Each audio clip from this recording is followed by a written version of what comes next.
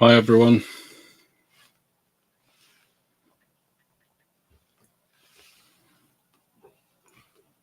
Can everyone hear me? How's everybody doing today?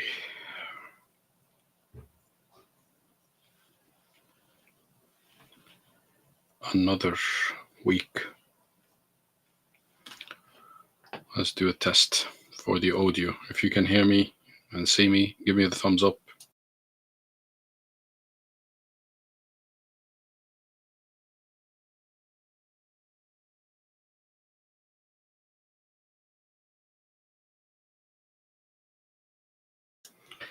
Very good.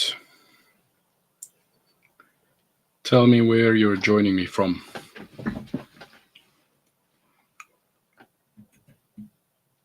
Welcome and thank you for joining me today. Hello, Talha. Thank you.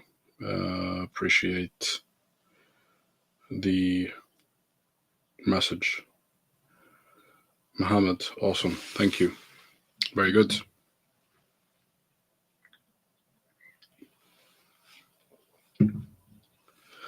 Good. So we're streaming on multiple um, platforms, I think, as usual. LinkedIn is one of them. So if you can see me on LinkedIn, just try to wave or say something. Give me a message from Spain. Great. I love Spain. I haven't been to Spain for quite some time actually now. But I would love to go back. So if you have any questions, any comments, just leave them below the video. Excuse my voice today. I've been having heavy cold, and yeah, this is live number 20, I think. So 20 weeks I've been going live. Let's see where this live thing will take us. But as always, I'd like this. I'd love this session to be interactive as possible. So please give me any comments or questions in the below the video. And if the audio and video are coming through to you, okay, just give me the thumbs up, or you can comment saying, yes, I can hear you. That would be great. And tell me where you're joining us from. So we have somebody from Spain. Where else? I think someone is from the UK. Usually a few people are from the UK. And so, yeah, let me know in the comments where are you joining me from. And we'll give it a few seconds for more people to join us. And I'll sure just make sure my phone is on silent as well. We aim to not go over an hour today. It's been a long day, and already been talking a lot today in meetings and calls, and so yeah, we'll see how it goes. And this week has been again very interesting. We had lots of challenges on some projects, but nothing that cannot be resolved from the United Kingdom. Very good. Welcome. Thank you. So, yeah, let me know in the comments if you've worked on something interesting this week. We're just, giving it a few seconds while more people join us. I know that people can take some time to join us. Um, you know what? I never feel bored working on substations and substation design and substation projects. It's always very interesting. Things are quite, challenging in a good way, and it's why we got into engineering. We like to solve problems, we like to fix things, and we like to design and create new things. So, yeah. So, what about you? What about your day, your week? How has it been going for you? Does anybody who follow me or is watching me now? I can't see from the comments really, but if anybody is watching me, like working on energy and substations, let me know what you're working on, as far as it could share, of course. without sharing anything too sensitive. But yeah, just let me know. Did you manage to solve a problem this week? Did you manage to fix something? Did you manage to create something new? So let us know, because it's always exciting to hear from engineers that have been working on interesting projects. I mean, I network and talk to a lot of engineers, and it's I'm always amazed by the variety of projects that people work on. So you never know everything, and you never you're never out of new ideas or inspiration from others. So that's brilliant. And as always, welcome to my live. And today we're going to be talking about the crucial skills and skills in general for the engineers, specifically for electrical engineers, for people working on projects as engineers. So it's mostly about the crucial skills for engineers, how to develop them, and what do you need to do, or what kind of mindset do you need to adopt to think about the skills and approach thinking about skills, learning new skills, developing your skills, etc. And I'm really excited about this because um, it is a way that helps a lot of people and helps a lot of people change their outlook on how to learn a skill and simplify things. So there's lots to talk about today.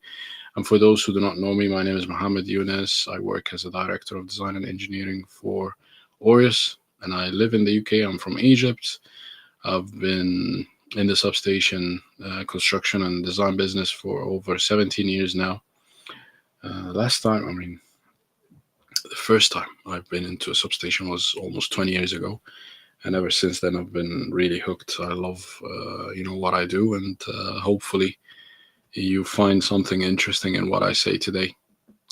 And you know, some people might ask me why are you actually doing these lives? Why are you going live almost every week, once or twice? And why do you like to talk to the camera? It's for me, it's about sharing the knowledge, and you know, I really believe, if someone is watching this and have got something to say or share with others, please do it. More people should be doing this. We need to spread the knowledge.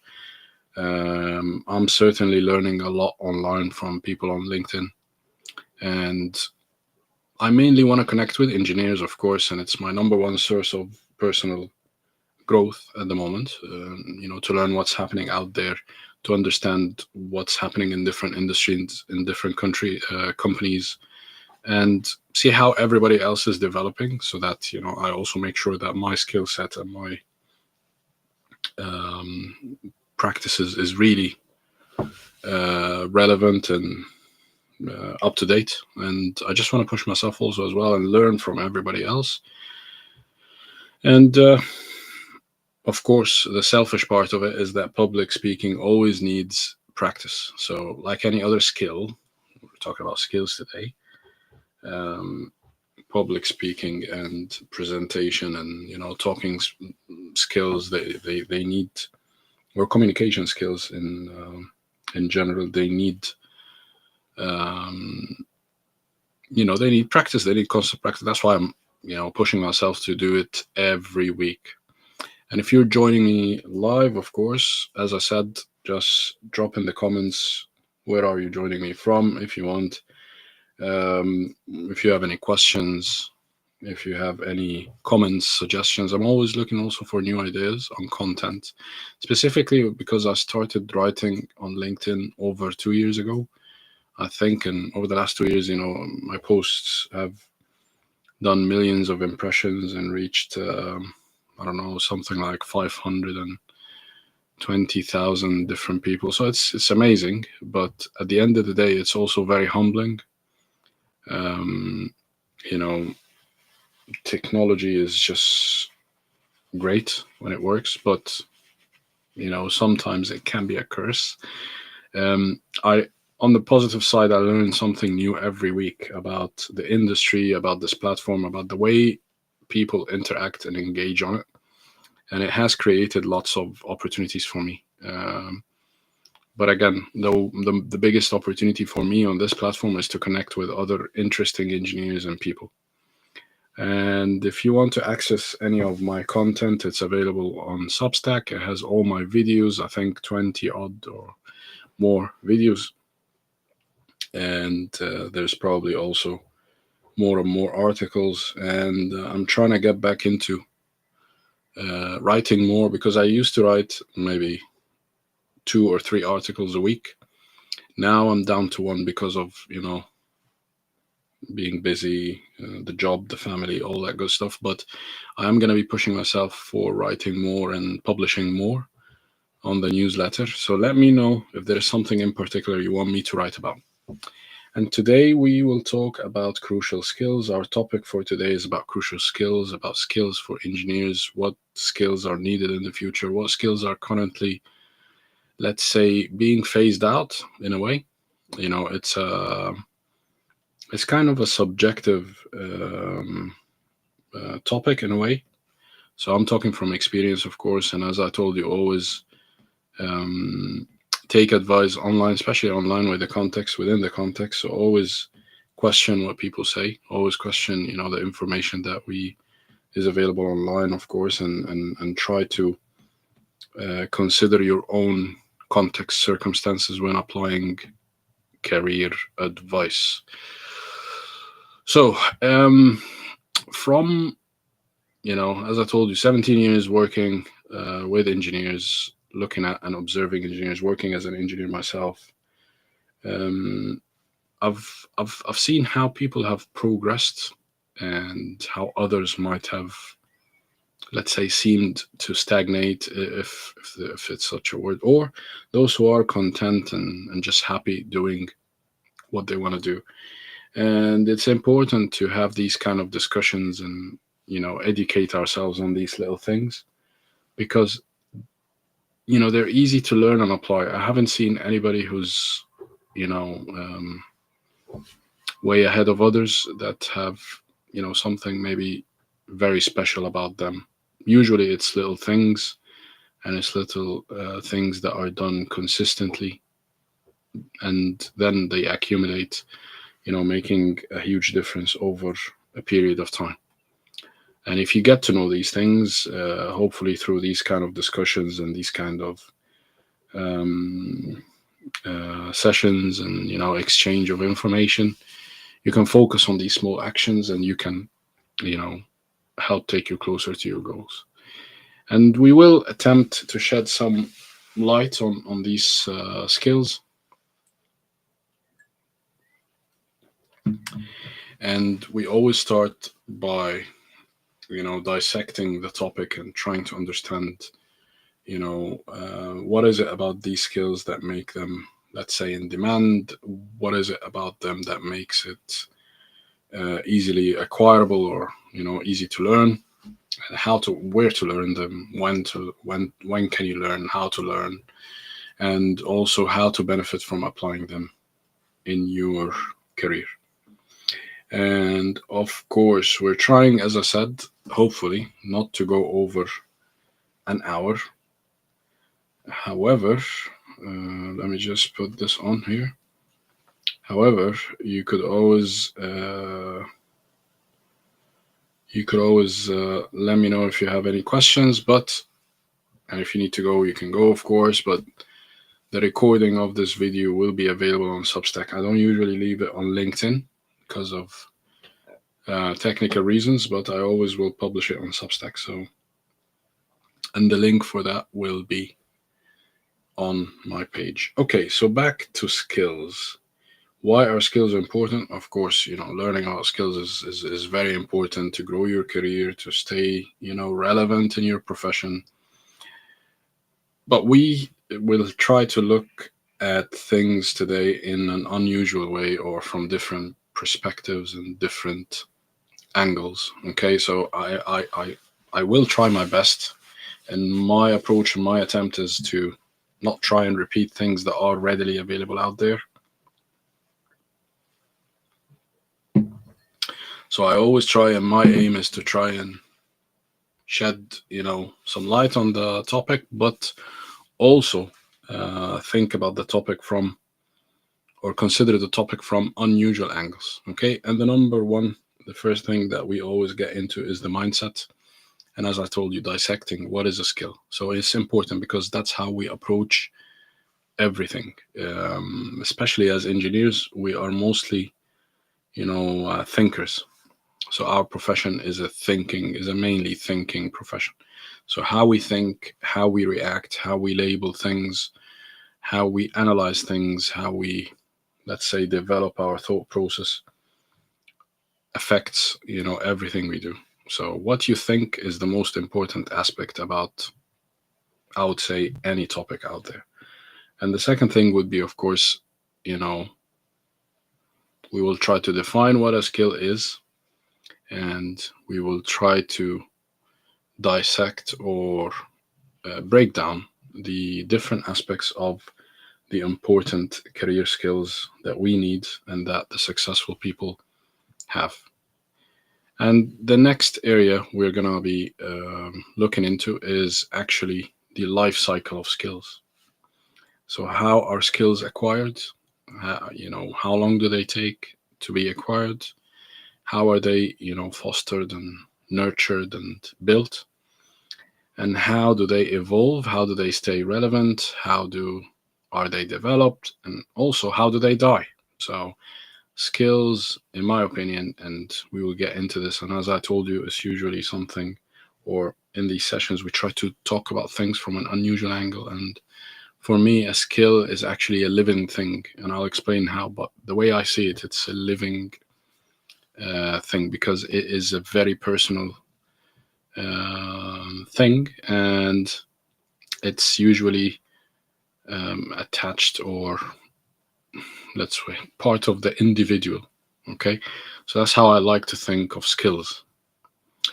And we'll also go through the most common skills and, what are the basic, absolute basic fundamental skills that are considered a must have and the ones that are really crucial but also necessary while they're basic to progress. And of course, talking about, the crucial skills, which is the main, title of the topic, but this is where we are going to be talking about the most crucial skills. What are the most important skills? Now, of course, this depends on a number of things, and we'll be exploring these different dependencies and hopefully trying to put together a framework for us individually to make up our minds about what we want to do and how we can learn things. And the ones that only a few have. So, what are the rare skills? Like which skills are really rare? Only a few people have them. Why and how did they learn them? We'll talk about that. And please ask me questions. I want you to comment and tell me what skill are you aware of wanting to learn. So let's put it this way. For me, I want to work, I want to learn or pick up a skill around maybe effective financial management, perhaps something around balance sheets and income statements. I want to develop skills in those areas. So maybe in the financial side of things, that's the skill I feel I am missing. So let me know in the comments what skills you feel you're missing. And then the last thing we're going to be covering later today is the best ways to acquire such skills. Now, whether the crucial skills, whether other kind of skills, but where can you acquire the skills? When can you acquire them? How do you acquire them? And what skills to acquire? So we're going to cover that. So we're gonna be exploring these different 5 areas today, and we're gonna be attempting to give relevant examples and examples that are actually related to engineering, electrical engineering in particular, or especially, electrical engineering in energy construction and substations. And we'll try to keep our examples and exercises as practicable and our advice, quite focused on how to identify and deal within each area. So let me know in the comments what skill are you looking to learn um, over the next few months or, short term in your career. And let's start diving in. So my first question is, what is a skill?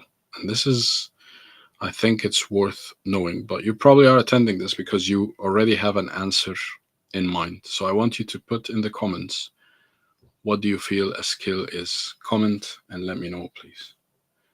So someone is saying substation design skills. That's great. I want you now to put in the comments, what is a skill? What do you think a skill is? And let's give it a second or two while people, answer the question in the comments. But, there are many misconceptions out there. And I'll see your answers now in a minute. But many people, when asked about skills, will talk about, tools. So they might say, my skill is Microsoft Excel, or I'm skilled in AutoCAD, and others might answer with equipment. I'm skilled with the Omicron, or a certain tool or piece of equipment. But tools are not skills. That's the first misconception that we need to clarify in our minds, because it's important, and I'll explain why it's important to clarify these misconceptions a bit.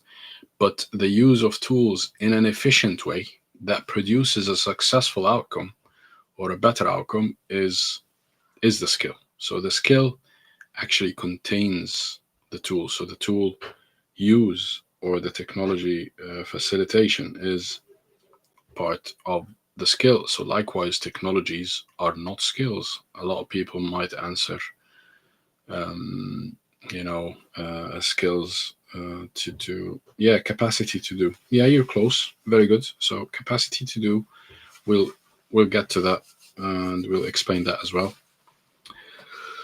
But technologies, just like tools, they are enablers of human skills. So they are enablers, they are part of the skill, and a crucial part, of course. But some might, think about, well, what about technologies? And we said that, you can use a certain technology in itself. But saying that you're using that technology or utilizing that technology on its own is not a skill. A skill is a much more bigger concept than that, and it's a greater concept encompassing more than that, and we'll explain why. And again, others might say, well, it's the knowledge or experience, and that's understandable, because knowledge and experience sometimes, well, actually, in most times, play the biggest part of being skillful. And especially experience. I don't think skills exist without practice and experience. But knowledge and experience, so nor knowledge nor experience on their own or together, are skills. They're not the skill.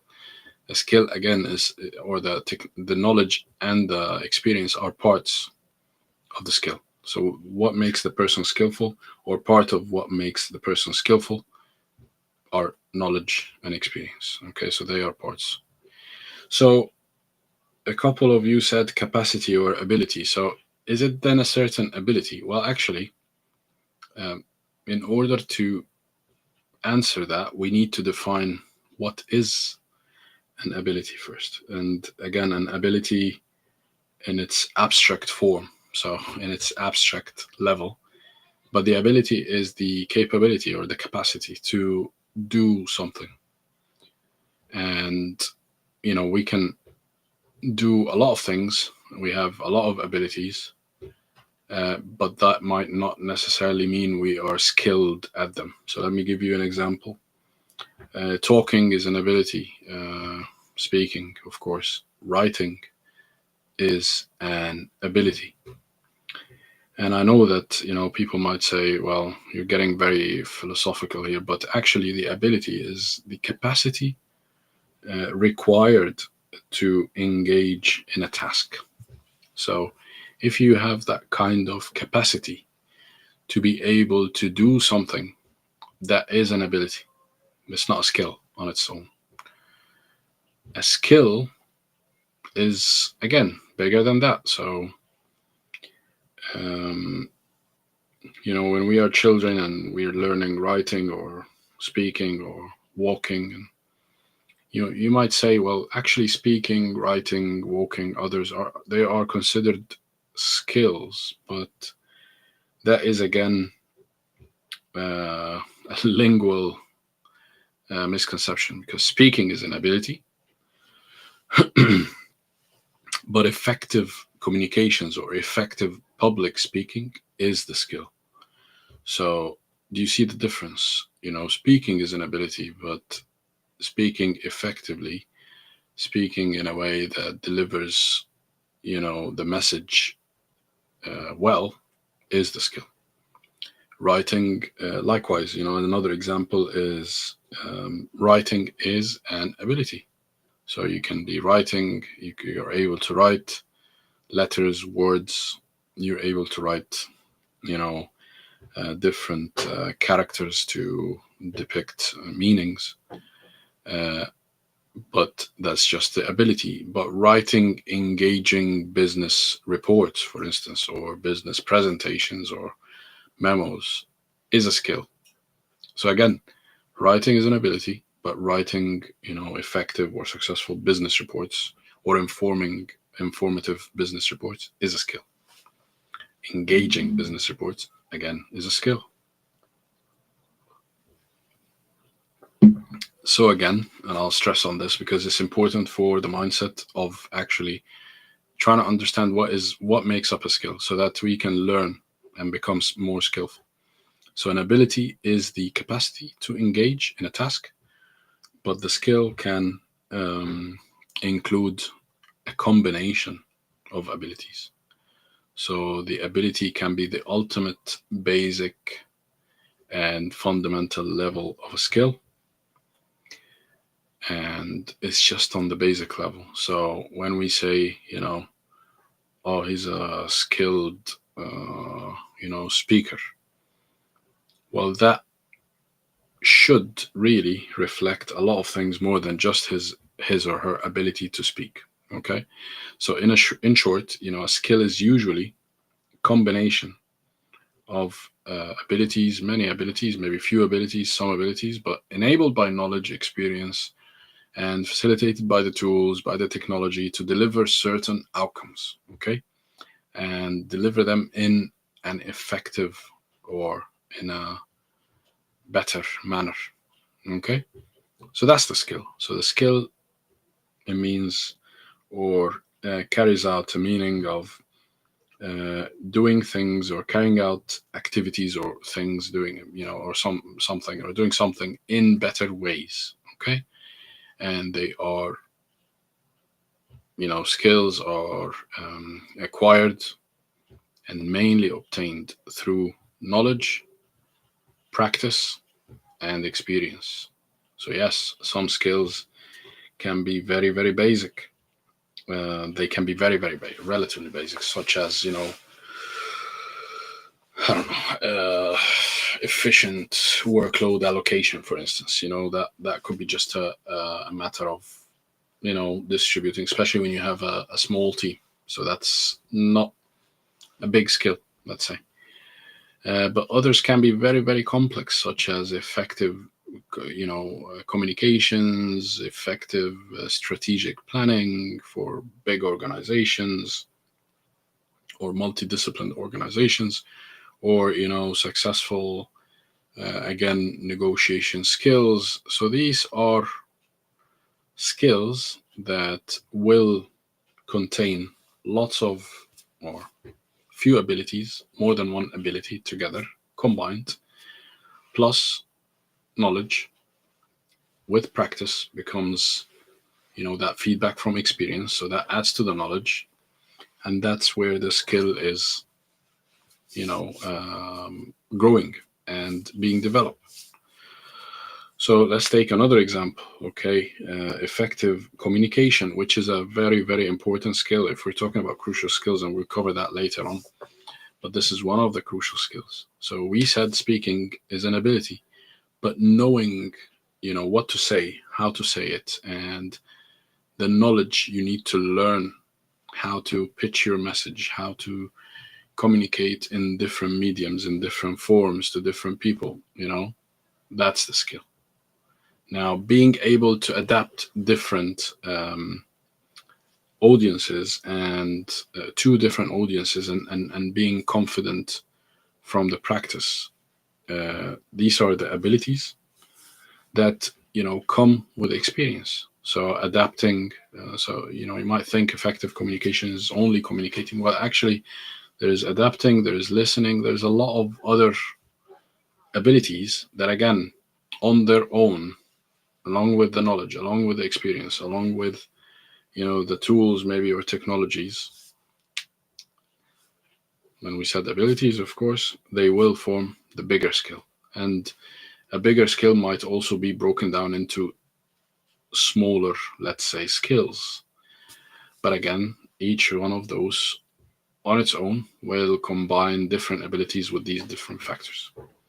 So, again, back to effective communication, predicting and sensing how the audience will react, if you're speaking to them in person, are also abilities, that come from experience, and it is knowledge, and it becomes second nature to some people.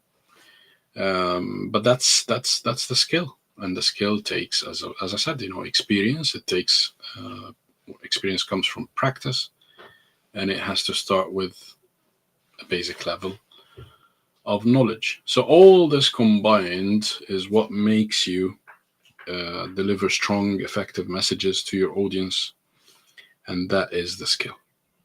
Okay. Now this is very important because I might have dwelled a bit on this, but trust me, and if please tell me in the comments if you're confused or if that was clear. Because if you know the difference, then you can communicate much stronger on your skills, and we will explain why this is important. Because imagine how you will come across compared to others when you have the right understanding of the skills needed, of your skills, and which skills can make the difference. And compared to other, let's say, candidates or other engineers that might not necessarily talk at the same level, and they might be just referring to the basic abilities. So as I told you, this can come in handy in many, many situations, and it is important day in, day out, because we're constantly learning, we're constantly, developing. But this is crucial in interviews. When talking about skills or describing skills, if you describe it in that way, then you're closer, to being successful than just describing it as a mere ability without context, okay, without the personalized element of it. And again, in job hunting and in landing the best opportunities, or at work when you're trying to get promoted, working on your personal brand. So the list goes on. So skills, or knowing the anatomy of a skill, is very, very important. It's crucial. It makes a big difference. So the next time when you think of skills, think of this structure and the anatomy. Okay. So you need to always think of the skill in that anatomy. And this is where I've actually, I haven't seen it out there, but what I can tell you is that framework of thinking of the structure of the skill can be in three parts. And I always like to keep things in no more and no less than three parts. Okay. So first is the outcome. And that's where the quality of the outcome, the quantity, the metrics, the basically how good the outcome is and what the level of the outcome is a reflection on the skill, or the level of the skill. So how is the outcome of somebody different to someone else? That will determine the level of skill. And also think about the different abilities within the certain skill. So if it's effective communication, we said, speaking, writing, thinking, etc., presentation skills. So there's a lot of things. Okay. So all these abilities, think about them as well. How can you gain a more competent level of ability for each of these? And how, when, and why are they combined inside that skill? And then also think of the experience and the knowledge that enable that skill to be elevated to the higher level. So again, the way I like to think of it sometimes is, if it's kind of like a competition, but not everything is a competition. But however, for the purpose of this exercise, so imagine there is five of you. What makes you different to the other uh, people? And this is where, you need to consider knowledge, of course, practice and experience. Okay, how are we going so far? So let me know in the comments if you have any questions. I did receive some questions, so I might actually have a look really quickly here.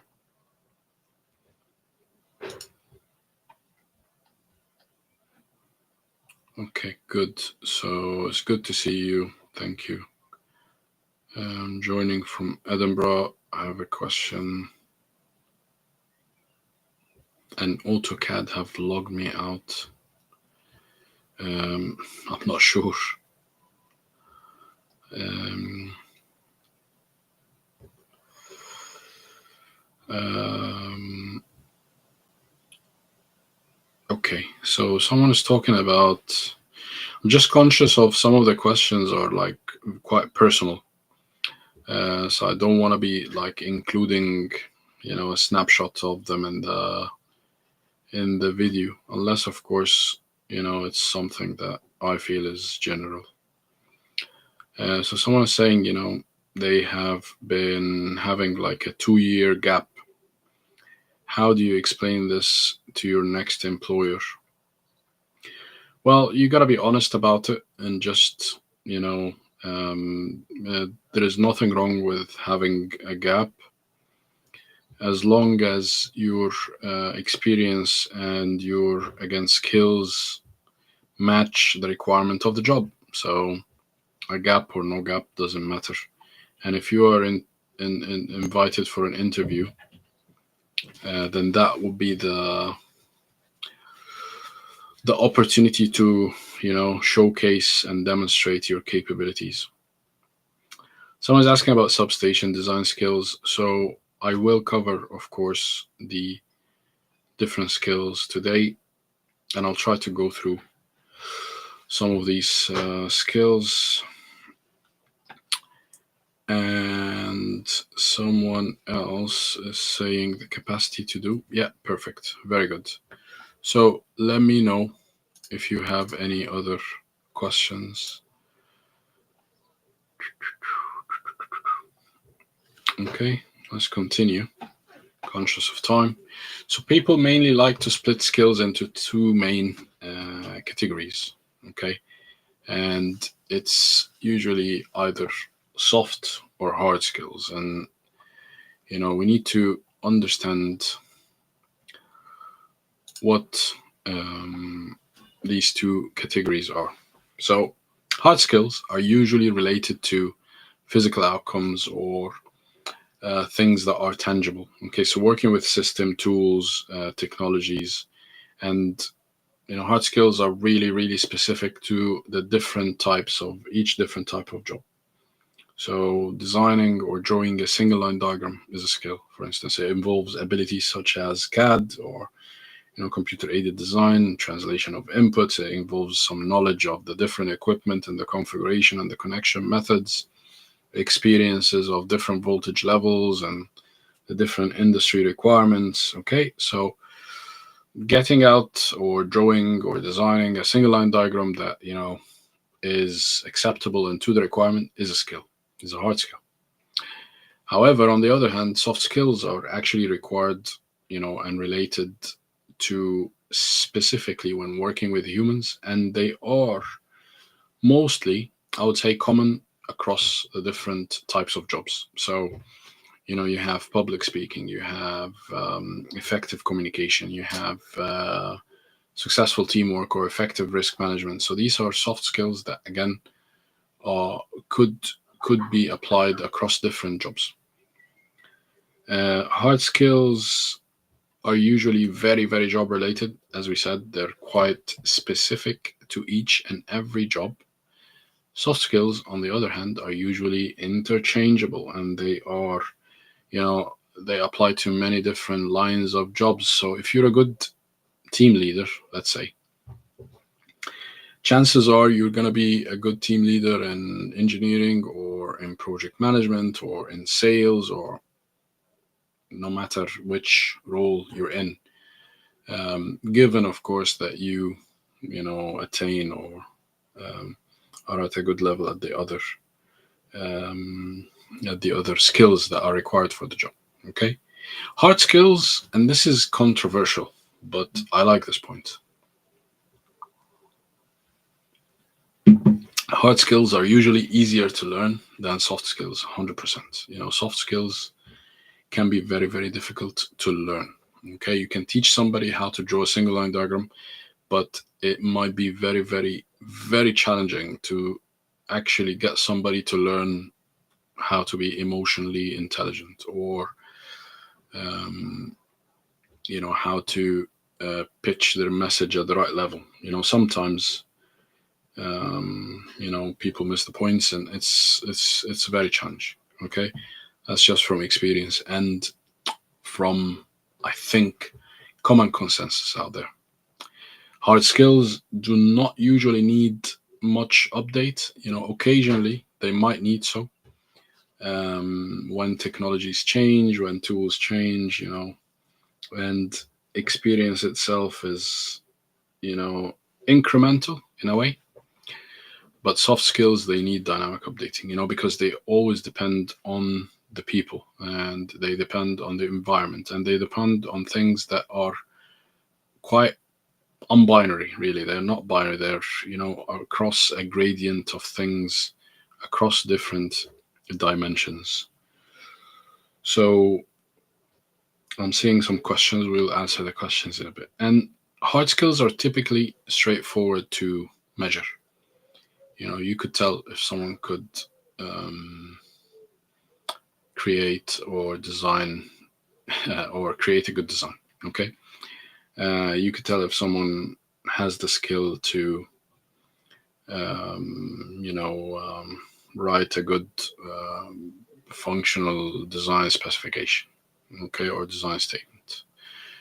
But soft skills can be very difficult to gauge. So they can be subjective. Is someone a good communicator? Is someone not really the best communicator? And it's got a lot of context, cultural. It's got, body language is a so there's a lot of dynamic aspects to the softer skills, which makes them challenging to gauge, to assess. They can be subjective. They sometimes need, time after time to verify.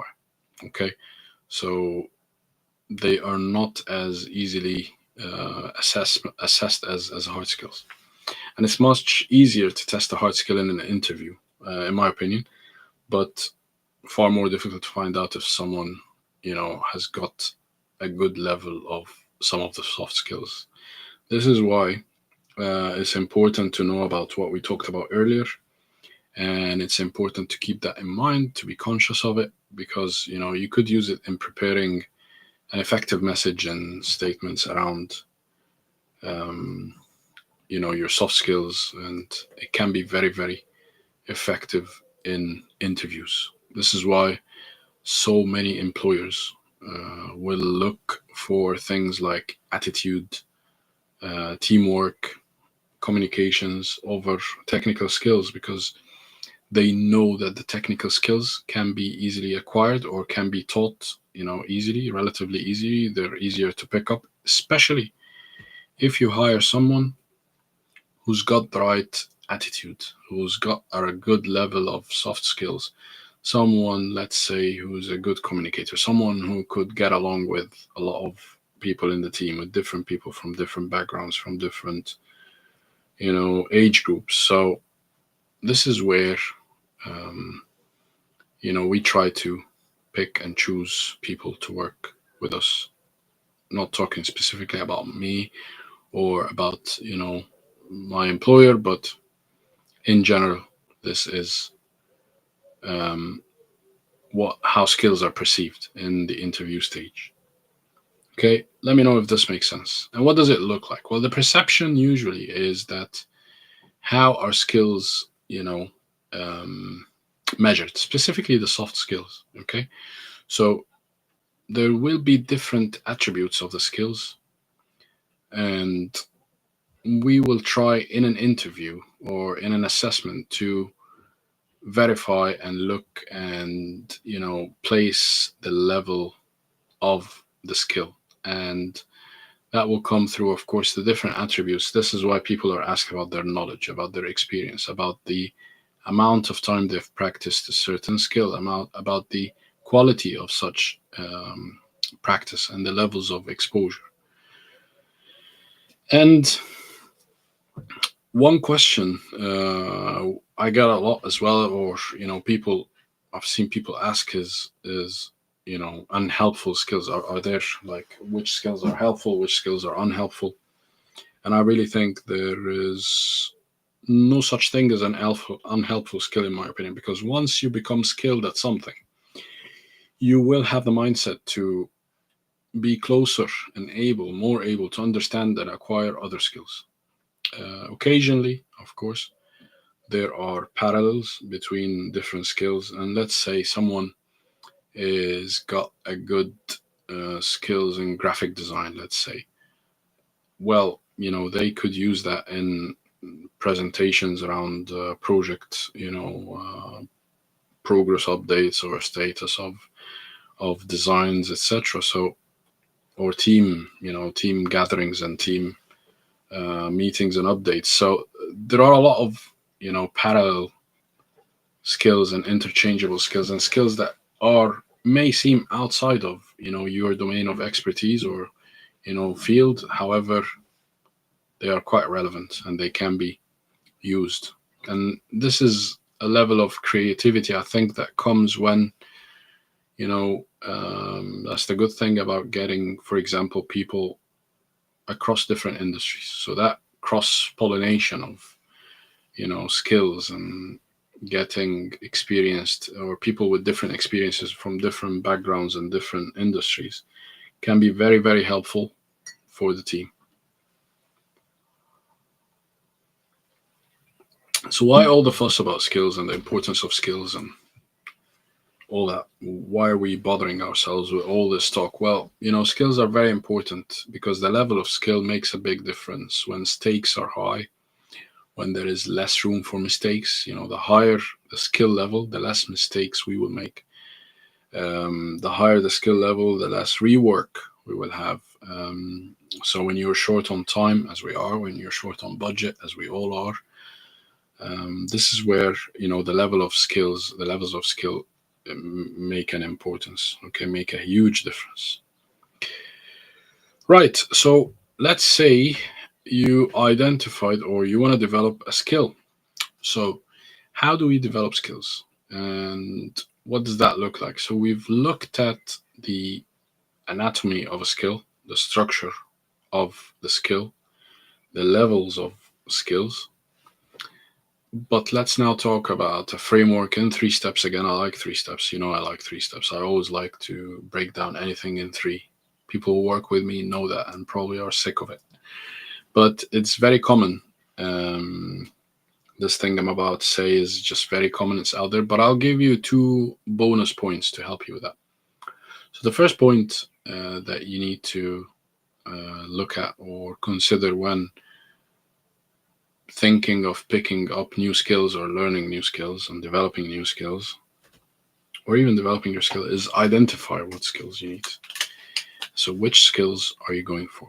And that step of identification is very, very similar to the step that we always take when we're planning for our careers. But again, this is something that depends on a lot of things. Where do we want to be?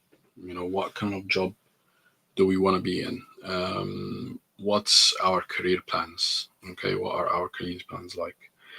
Um, what do we actually want to do? So, do we want to be in design? Do we want to be in sales? Do we want to be in business development, project management?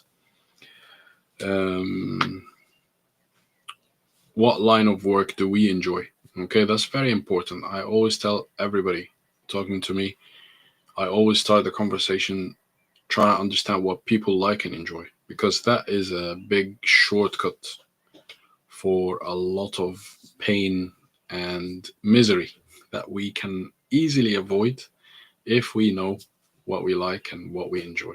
Okay.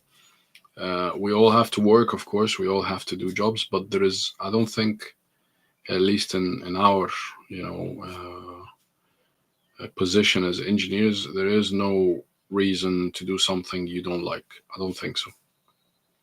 So, what line of work do you enjoy? And of course, you could always, if you're struggling and not sure where to get that kind of clarity from, well, there's always the job descriptions, right? So, if there is a job that you aspire to work in or to land at some point, you could always then think about these skills and try to understand and identify which ones that you want to be developing.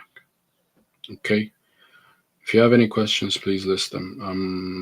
I think one, two, three. There's four new questions, and I'll answer them towards the end. Um, but we're going to be short on time, so please include your questions towards the end. The second step in the three-step framework about developing new skills is planning. So now you need to look at the skill and try to break it down, as we said, in the beginning, dissecting it in terms of the structure of the skill itself. So, what kind of outcomes are considered, better outcomes because of that level of skill? What knowledge, what abilities, what technologies, tools, what experience and practice do you need? So, these are the parts that you need to break down in the skill and figure out a way to basically elevate and achieve each one of them. Okay, so if it's a tool, well, you need to go and learn that tool and you need to practice it for as long as you could, in as many different ways as you could, in you know with different assessments and tests to get a different feel for it, or get the full rounded idea about it. And if it's a certain you know um,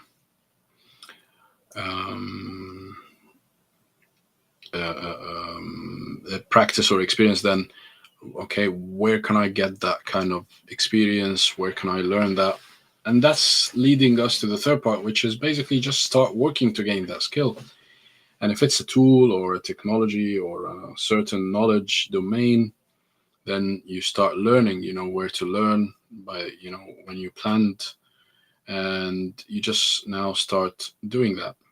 And of course, practice is the trickiest part, because that's how you gain experience. And sometimes it's a chicken and egg situation. You need a certain skill to land a certain job, but you cannot. How could you practice that skill if you're not in that job yet? Well, that's a good question as well. And there are, of course, ways to help with that. There are work placements, there are internships, um, but one of the bonus points, will help with that, of course. So the bonus point number one for me is, look at others. And I usually tell, people that work with me, or, that I talk to, is comparisons are tricky. Okay. So you observe others' levels of skills, but try to compare the different attributes. What makes, X or Y or Z better at what they do? And is it their knowledge? Is it their experience? Is it the tools that they can, you know, use? Is it the kind of technology they are familiar with? So try to really look into again the components of the skills. Okay, and this is where um, you could learn a lot by observing others. And the second point, but back to the first point, comparisons are sometimes useful in that context, as I mentioned. When you look at someone and someone's level of expertise and skill with the aim to learn from them, and with the aim to perhaps pick their brains and ask them about how to get better and develop, etc.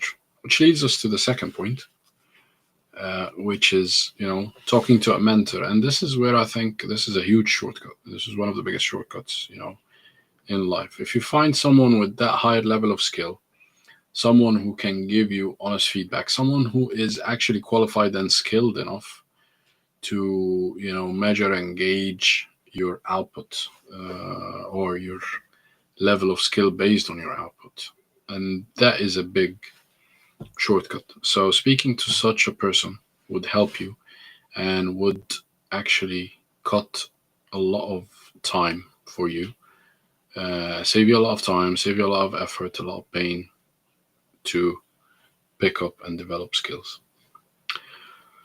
Where are skills picked? So we've done, you know, dissecting the anatomy and the structure of the skill. We talked about the importance of that. We also talked about how to learn skills, or how to basically plan for learning skills and how to set out to do that. But where are the places that people could pick up skills? Well, organizations with experts. Very short answer: organizations with the right people. Okay, so experts who are ready and happy and naturally, I say naturally not as individuals, but naturally as an environment set up for that kind of knowledge exchange. Okay, who share and develop and mentor others. Okay, and another also beneficial place is organizations with high volume of work. So I was very lucky when I first graduated 17 years ago.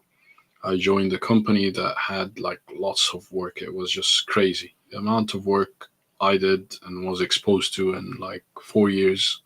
In the first 4 years, maybe was equivalent to 10 years in other people's, experience. So, and that wasn't just me. The other young engineers at the same level as me had the same kind of exposure as well. So organizations with high volume of work, organizations who have got enough work, somewhere where you could practice a lot. This is where you gain skills.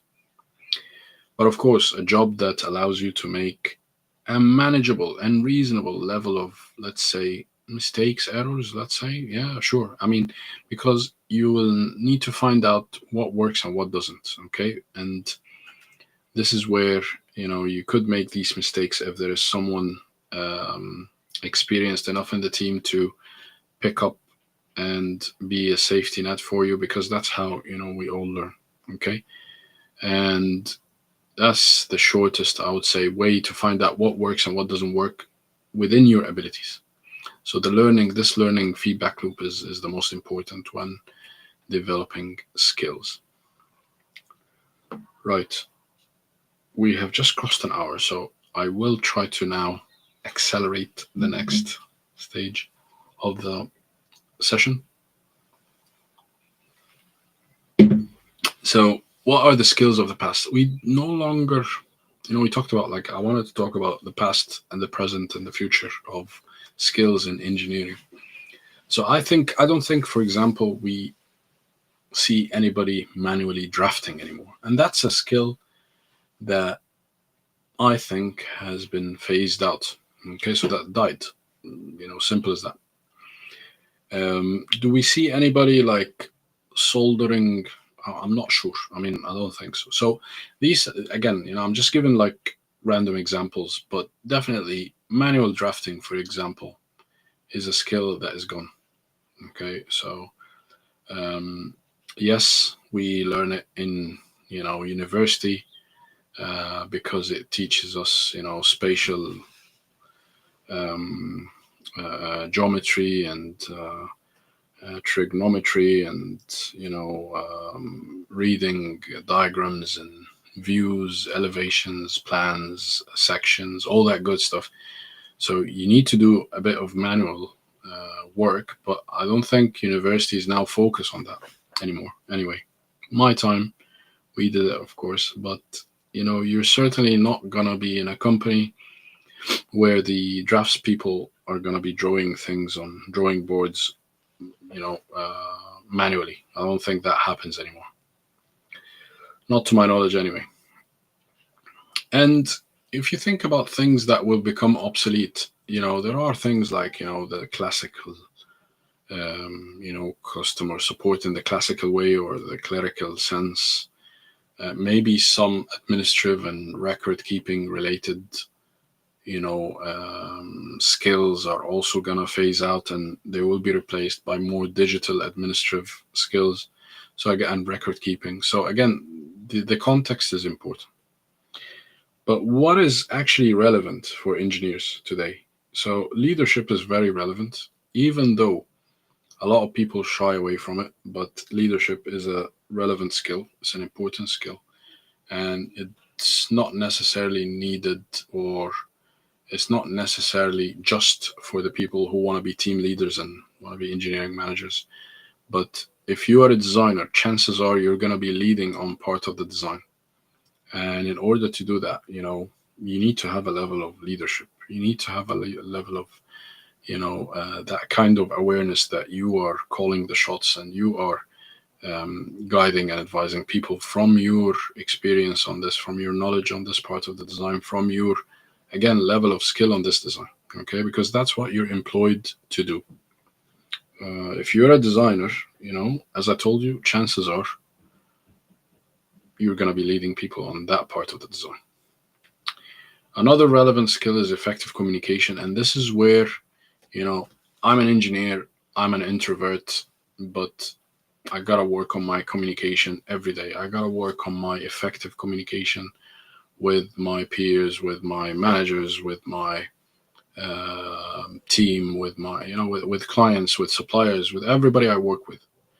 So I know that some of us are introverts, and I am an introvert.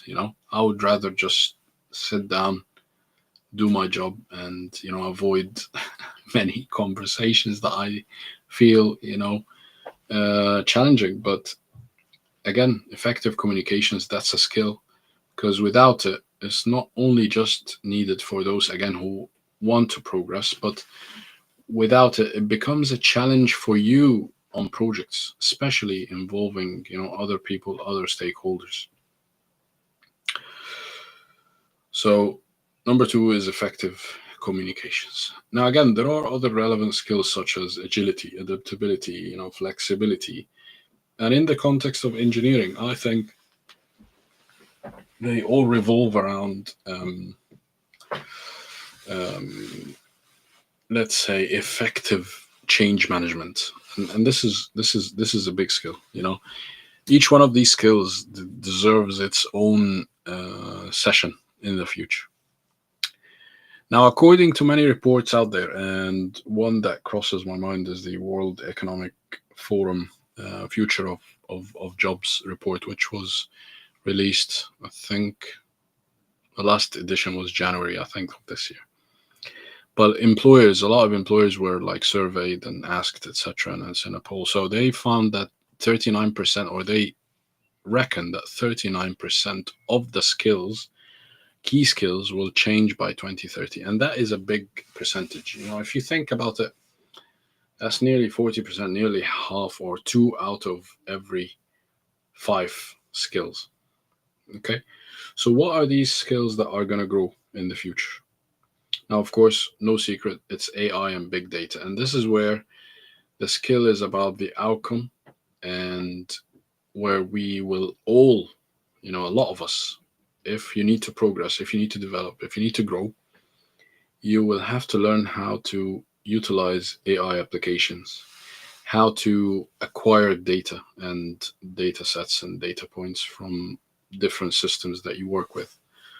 So this is a skill that I'm frankly interested in again gaining this skill because it is something that needs to be yet to be explored in a lot of contexts, such as our industry in construction, engineering, or energy construction.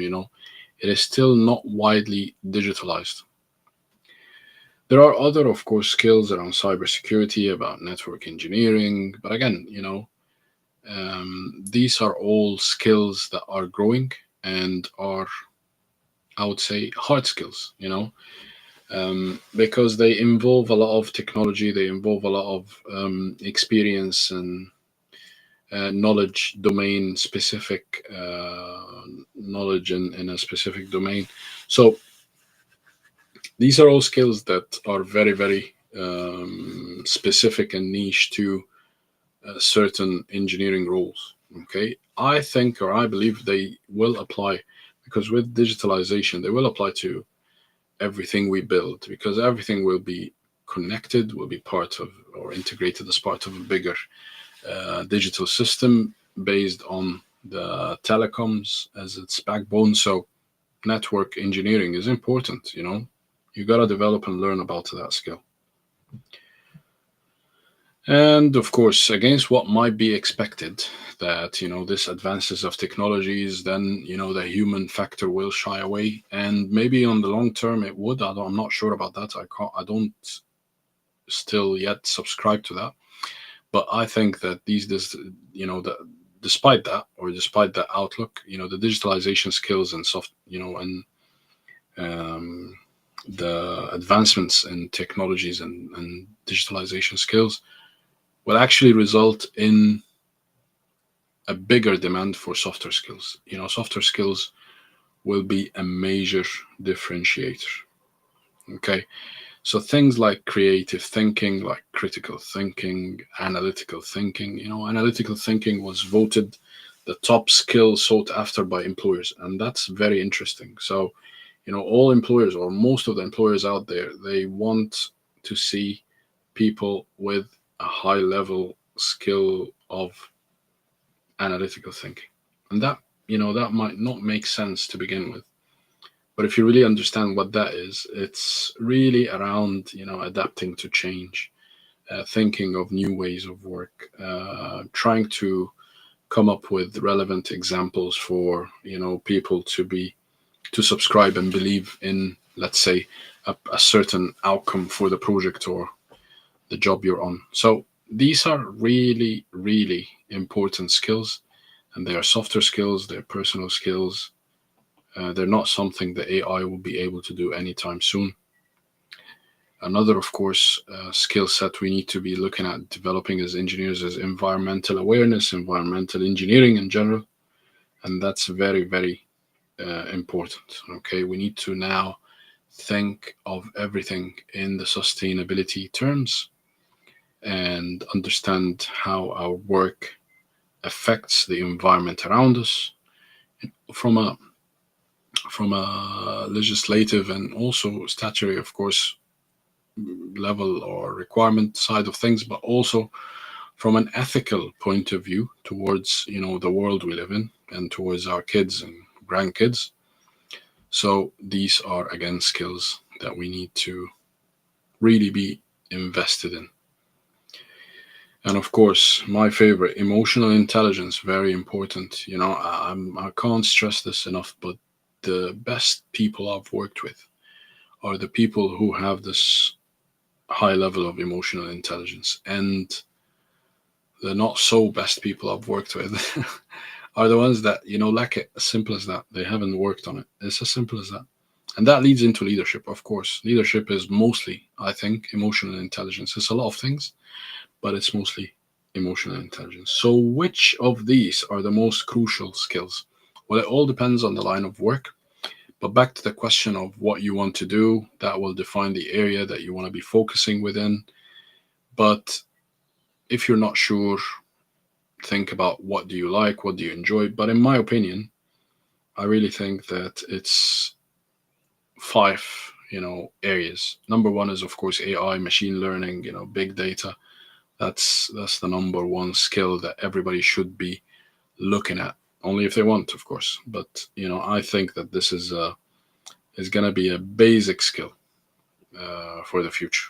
You're going to be expected to have it under your toolbox, just like or within your toolbox, just like we're expecting everybody to know Microsoft Office these days, or for a couple of decades now. Well, AI and machine learning applications and big data and data engineering, etc., are going to be also next. I think visualization and presentation skills are also crucial. I mentioned emotional intelligence. It is my number one choice, especially if you're working with big teams with people, with different people, you know. Analytical and system thinking, I will make an episode about this, or a session about this, I promise. But again, this is one thing that is very important for engineers. Engineers who are basically just, um, I'm not sure if the right word is self contained, but basically who stick to only doing their own thing without exploring the interfaces around what they do, exploring the impact of their work to the outer world, I think are not the most successful. So the engineers, or the best engineers out there, who are have got that like skill or high skill of analytical thinking and can break down things in far simpler terms for different people to understand and follow. Okay. And of course, leadership, effective communication. For me, effective communication is the most important as well. And that leads me to thinking about the timelines of the skills and how long does it take people to pick up skills. Well, for me, it really depends on the skill itself. Some skills can take a long time. So, and it can take longer for different people. So I think that, public speaking took me a long time to get comfortable with. Whether I have the right level of skill, I'm not sure. But I'm certainly far less nervous when I, talk to people now than I used to be. So it depends on the person, it depends on the skill, it depends on the level of exposure. So if you are, delivering, let's say, a certain kind of design every week or every month, etc., for a number of years, you will certainly become at the highest level of skill for that. If you are the person who is good with words, or can easily spark a conversation, or good with people, then you will develop leadership traits and skills quicker than others. Okay, so it all depends. It all depends on the skill itself, the complexity of the skill, of course, the number of attributes, different pieces that make up the skill, as we said and explained earlier, and the anatomy and the structure of the skill itself. But it also depends on the person, their background, their natural abilities, if there's such a thing, their openness to picking up on different things. And it also depends on the level of exposure, the quantity and the quality. Someone who's talking to a team of 3 people is different to someone who could just do a town hall meeting and talk to 200 people or 300 people. So these are all different skill levels, and even different skills altogether. So I'm sure that public speaking to a couple of people who work with you is different to public speaking to a crowd of 300 people across different teams and different parts of the organization. Right. So let's go to the live Q&A.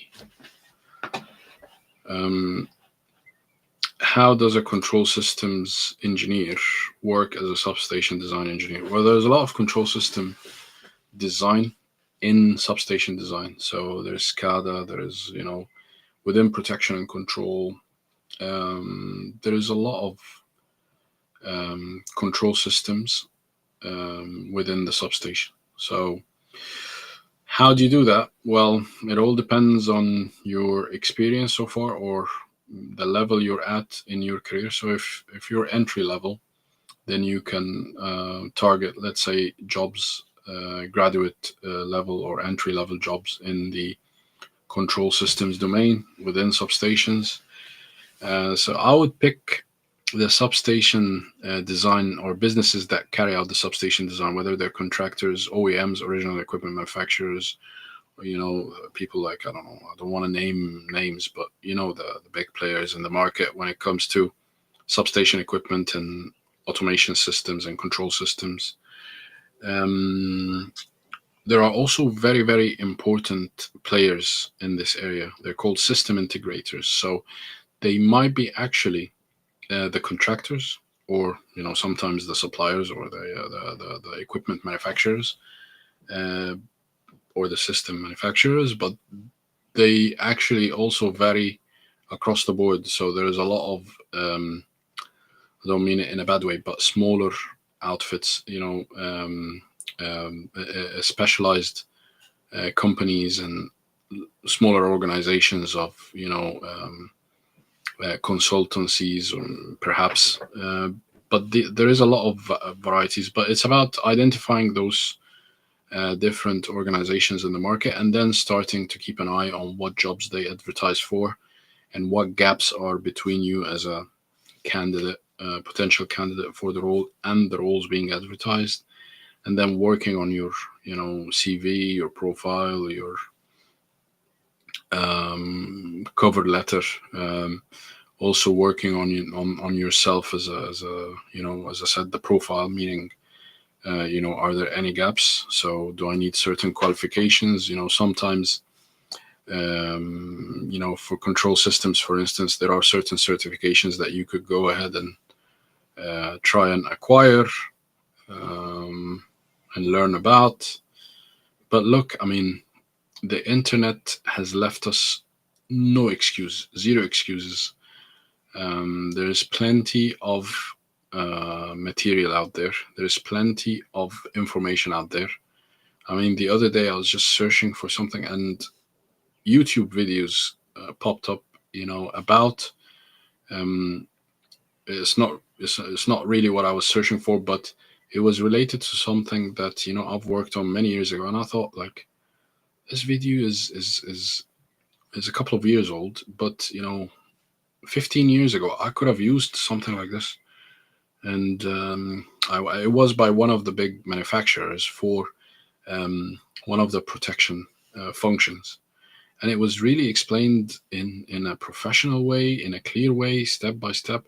So those people chasing courses or whatever, I think everything is online now, so you can learn a lot of stuff online. You've got a lot of um, information and material, learning material, very helpful. And again, there are a lot of people who could help you online. So if you follow some of the people on LinkedIn, they are sharing about how to test certain functions, or how to design a certain control system.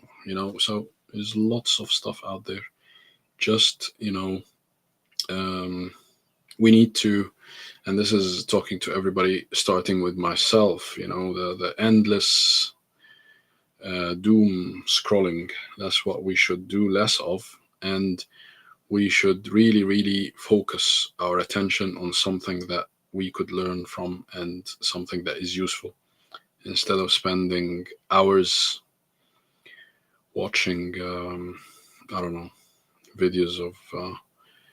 I'll be honest with you, all I get now is cooking videos. It's just, I mean, my whole feed is full of cooking videos, and I can't stop.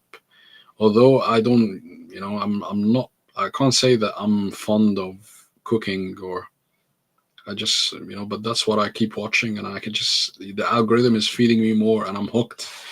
So anyway, um, so thank you, Mohammed, but hopefully that gives you an answer to the question. Handling secondary, I feel sometimes to handle my present because it's a new subject. Okay, let's take this question. That's a good question. Sounds like I'm an experienced primary electrical engineer, substation power plant projects. Okay, 14 years. Wow, very good, Karthik. And now presently handling secondary electrical engineering works in the substation project. I feel sometimes more difficult to handle my present tasks because it is new subject to me. Can you please give me some suggestions how to improve it? So I think you're over thinking it, but I understand. So I was a secondary engineer. I did a bit of primary, and I felt lost in the beginning, and it can feel that way. But if you've done primary engineering for 14 years, you already know a lot more about anybody who's starting out, and even some of the people in secondary. I would say, you're welcome, Ahmed, no problem. Um, but basically,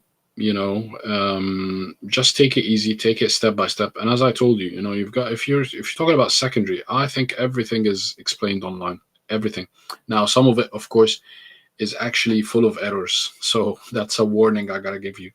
So a lot of stuff that I've seen, people talking about things that they're completely wrong. But look, I mean, you will eventually, if you're always curious and always looking for the right information, you'll find it, and eventually you'll find the right information. And I think just if you watch something, don't take it for granted. Compare it to other sources. Try to diversify your sources of information. It's good to follow more than one person when it comes to technical advice. Okay, and always question the advice. As I told you, always like career advice, technical advice. You gotta put it into context, and you gotta make sure that you question everything. That's what I learned here in the UK. Question everything. How do I properly learn FDS? Um, Again, so I assume FDS means functional design specification. So it is only, I say only, but it is just a document that explains, how a system is designed functionally. Okay, so excuse the lazy explanation, but basically you're talking about functions which are available, again, explained everywhere. There is open source, and all the equipment manufacturers documentation is available online, so you could look at that. And a lot of it actually, you're welcome, Karthik, thank you for your question. And a lot of it is actually, containing a lot of useful information, a lot of good stuff. So again, you can learn from that. And it's all about learning, I would say, the different components first of the system. So let's say you're talking about secondary or protection and control. So you got to learn, first of all, the philosophy. You got to learn, first of all, the equipment and how they're protected. What kind of faults are they susceptible to? What kind of common faults happen? How do um, cater for, protect against different faults in different ways, in redundant ways, in more reliable, secure, and in sensitive ways. So again, these are all like things, concepts that you need to learn first, and then the more you learn and the more you know about this, you'll find yourself that you are actually able to produce such documents. So if we're talking about that skill, well, there are templates. So you could work somewhere where there are actually templates, but at the same time, you are acquiring that knowledge. As I told you, you are looking for the tools that can help you with that. So for FDS, of course, it's a word processor, but at the same time, you could actually look for tools where it explains, or you could model protection systems. Okay, so you understand more about the protection. So this is one document in a set of design, or a bigger design package, where you can actually learn more and more on. So don't just narrow your focus on one document. Instead, approach the subject as a whole and start getting yourself, involved in learning. Okay, and I hope that answers your question. Thank you for your question. But the best thing is to learn from somebody. So if you are somewhere, if you're in an organization where somebody, is already doing that document or creating that document, just shadow them, ask them, tell them, look, I want to learn. Read it, ask questions, suggest changes, suggest improvements. Go for it. Okay. What are some upskilling, I assume you mean upskilling, platforms in the electrical design field? Maybe YouTube channels according to your personal recommendation. I have no personal recommendations. I'm sorry. I just search and surf the internet like anybody else. I like books. Okay, so I still like books. I love books actually. My house is full of books, and my wife hates it. So, but I love books. So here you go. But when it comes to, let me just reread your question. When it comes to like YouTube channels, just search and see. But I would really advise you to look at, power system books, protection books, of course, the famous ones, and we'll probably do a session around those at some point. But really, really look at manufacturer documentation. Okay, so if you are, for example, thinking of secondary protection and control, then look at the protective relays documentation. Look at some of the classical books and protection and control. There's lots of them. Okay, and these were the questions so far. Are there any other questions before we call it a day? Okay, so I'll just end it here, but if you have any questions, just put it in the comments, please. You can watch my other videos on each of these, different topics in detail on Substack. Please keep learning. Please stay curious. It's the best way to grow and develop. It's really something that we have to enjoy in life. Skills are a combination, as we said, of ability, knowledge, practice, experience to achieve results in a more efficient or effective ways. Okay. No one knows everything, and there are different ways to carry out these, developments or actions. So keep an open mind and try to, be exposed and try different things until you find something that works for you the best and something that you hopefully enjoy and find meaning in. And if you enjoyed this session and want to learn more, please give me the thumbs up or write in the comments interested, and I will send you a questionnaire around the subjects for the next videos. So there's free resources on my Substack. Please check them out. You can always come back to watch this recording on Substack. And we went through the skills. We talked about exactly what they are. We discussed the common benefits, obstacles, problems we face when trying to think about skills and developing them, learning them. We also went through what are the most sought after skills, how skills are acquired, how to develop skills, and how skills also make a difference in our careers. Thank you so much for giving me your time today. I hope you enjoyed this as much as I have. I really, really enjoy it and like it and appreciate it when you ask me questions, interact with me, and I get to think things through again and again with you. So that's good. So again, see you on Substack. And before we go, if you could please let me know in the comments, suggest a subject to talk about for next time. And as always, please keep your questions coming on Substack and on LinkedIn. And until then, thank you very much again and have a nice evening.